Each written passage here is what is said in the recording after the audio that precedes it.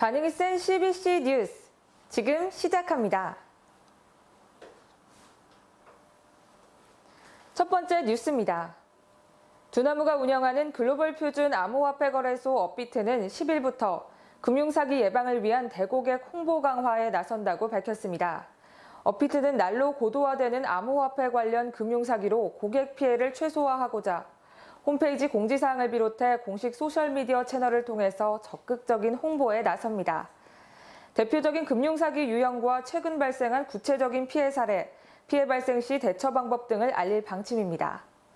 이날 공지된 내용에는 고액의 수수료를 주는 취업 위장 구매 대행, 유명 암호화폐와 유사한 이름의 스캠 코인을 홍보해 투자를 유도하는 다단계, 자동 트레이딩 및 투자 위탁 서비스를 빙자한 계정 대여 등 최근 자주 발생하는 사기 유형을 정리했습니다. 사기범들의 접근 방식과 피해 발생 시 대처 방법을 상세히 담아 피해 예방에 큰 도움이 될 것이란 기대입니다. 특히 고객 이해를 돕고자 실제 업비트 고객센터로 신고된 사례를 바탕으로 내용을 구성했는데요. 향후 암호화폐 거래소를 이용한 신종 금융사기 유형을 발견하면 빠른 고객 안내를 진행하며 지속적인 예방 활동에 나설 예정입니다. 업비트 관계자는 최근 암호화폐 거래가 증가하면서 금융사기 신고도 함께 늘고 있다며 특히 암호화폐에 익숙하지 않은 고령층 피해자들이 발생하고 있어 더욱 적극적인 고객 안내가 필요하다고 설명했습니다.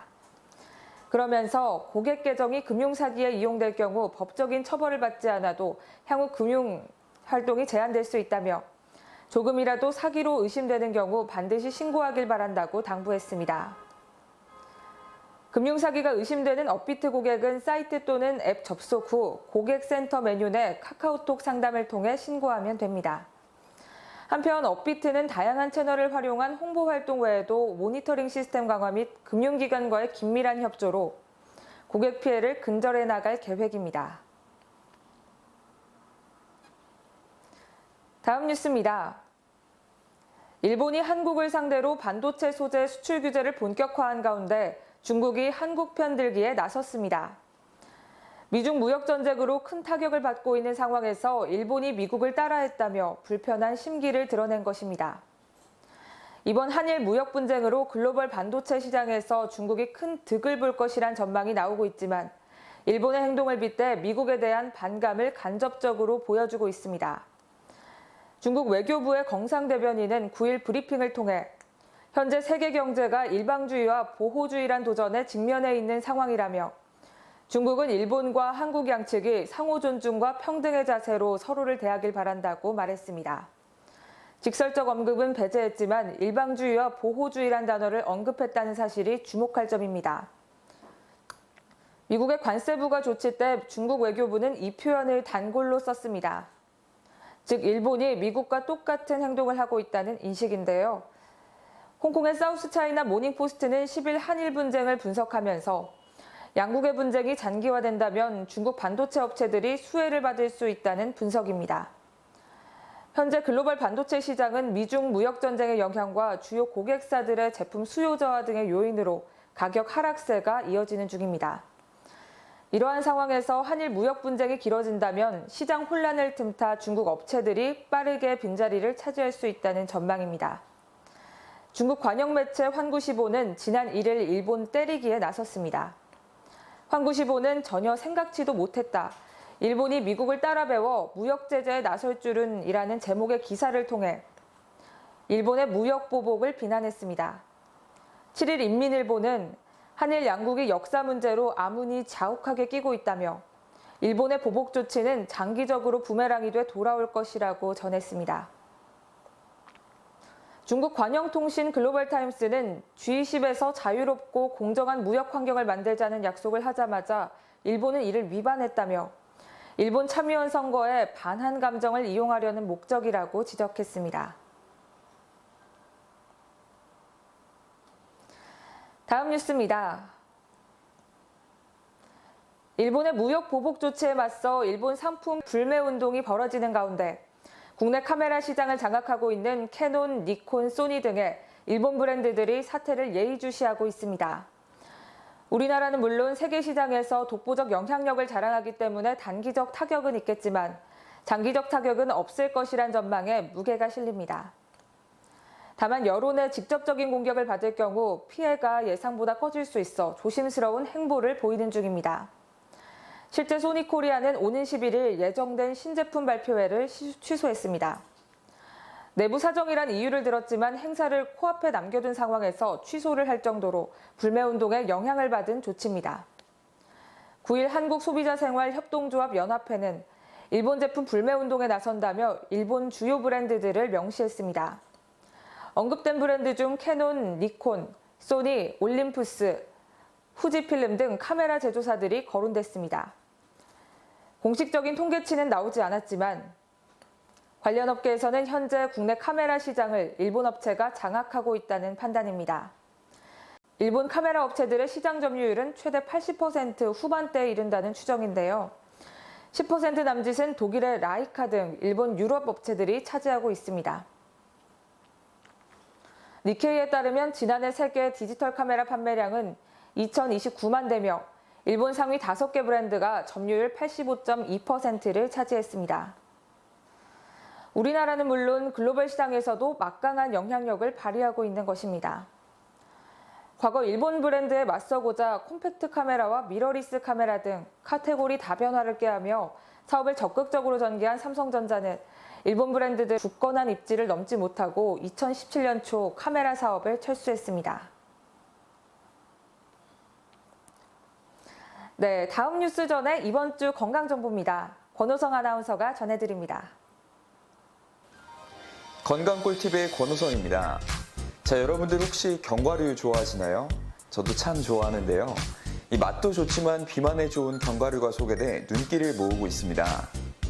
자, 비만에 좋은 견과류는 최근 다이어트 열풍과 함께 여성은 물론 남성에게도 인기를 끌고 있습니다. 특히 견과류는 나쁜 콜레스테롤을 없애줄 뿐만 아니라 몸에 좋은 불포화 지방산이 다량 함유되어 있다고 하는데요. 그뿐만이 아닙니다. 단백질, 칼슘, 철분, 칼륨 등 골고루 담겨져 있어서 다이어트 식품으로 탁월합니다. 자, 그렇다면 비만에 좋은 견과류, 과연 뭐가 있을까요?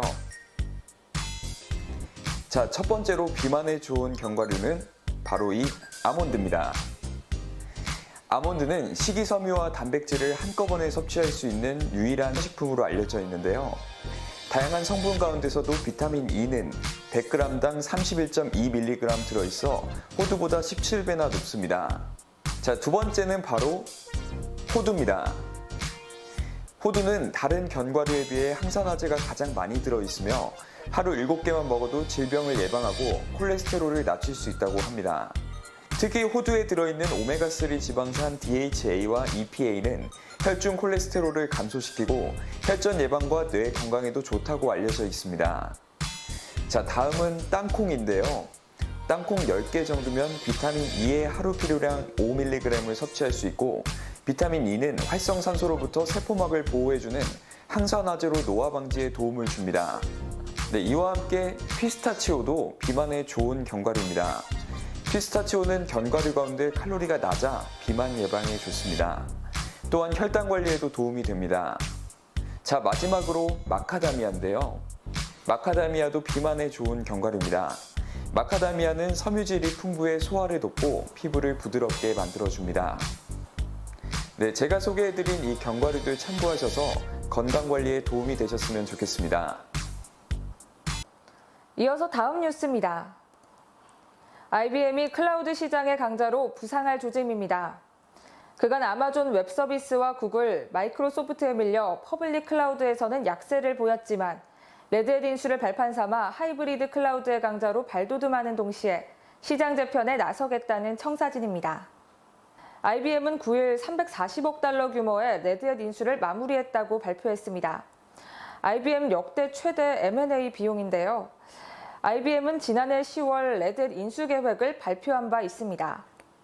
주요 시장인 북미와 유럽의 관련법에 대응하며 인수 절차를 차곡차곡 밟아왔는데요. 레드햇은 공개 소프트웨어 기반 기업용 솔루션 시장의 절대 강자입니다. 클라우드에서 공개 소프트웨어가 표준으로 자리 잡을 정도로 트렌드가 넘어오자 영향력이 더욱 커졌습니다. 지난 3월 집계된 2019 회계연도에서 매출 34억 달러를 기록하며 전년 대비 15%의 성장률을 보이기도 했는데요. IBM은 레드햇 인수로 1조 달러로 점쳐지는 하이브리드 클라우드 시장의 강자로 단숨에 떠오르게 됐습니다. 현재 퍼블릭 클라우드는 아마존 웹서비스와 마이크로소프트가 양강 체제로 나서는 중이지만 퍼블릭 클라우드 시장이 언제까지 주류가 될 수 있을지 장담하기 힘든 상황입니다. 특히 IBM이 레드햇을 품에 안았지만 마이크로소프트와 오라클도 연합전선을 구축하면서 덩치를 불려나가는 중입니다. 오라클은 지난달 마이크로소프트와 제휴를 발표했습니다. 양사가 클라우드 센터를 비롯해 솔루션 등을 연계해 서비스 시너지 창출에 나서겠다는 계획입니다. 기업 다수가 마이크로소프트와 오라클을 함께 쓰고 있어 협력에 나서면 시장 영향력을 더욱 확대할 수 있다는 계산입니다. 이러한 움직임에 따라 현재 클라우드 시장 1위인 아마존 웹서비스의 선두 지키기가 쉽지 않은 형국입니다. 때문에 아마존 웹서비스도 선두 자리를 유지하기 위해 새로운 전략을 발표하지 않겠냐는 예상도 나옵니다. 지니 로메티 IBM 이사회 의장 겸 최고 경영자는 이번 인수는 IBM의 클라우드 사업의 역사적인 순간으로 하이브리드 클라우드 시장에서 입지를 굳히겠다며 기업들이 인프라를 현대화하고 핵심 업무 처리를 위해 멀티 클라우드로 옮기기 시작한 시점에 최적의 하이브리드 멀티 클라우드 환경을 지원할 것이라고 전했습니다. 짐 화이트허스트 레드햇 CEO는 IBM과의 M&A로 오픈소스 혁신에 더욱 박차를 가할 것이라며 기업들에게 진정한 선택권과 민첩성을 제공하는 하이브리드 클라우드 솔루션을 제공하겠다고 말했습니다. 한편 글로벌 시장조사 기관들은 공통적으로 전 세계 기업들의 클라우드 전환율이 약 20%에 그쳐지고 있다며 앞으로 클라우드 전환이 높아질 것으로 예상하고 있습니다. 그만큼 시장 규모가 더욱 크게 늘어날 것이라는 예상입니다.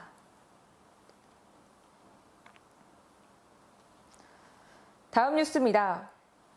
인스타그램이 10일 사이버불링 근절 솔루션을 마련한다고 밝혀 관심을 모으고 있습니다.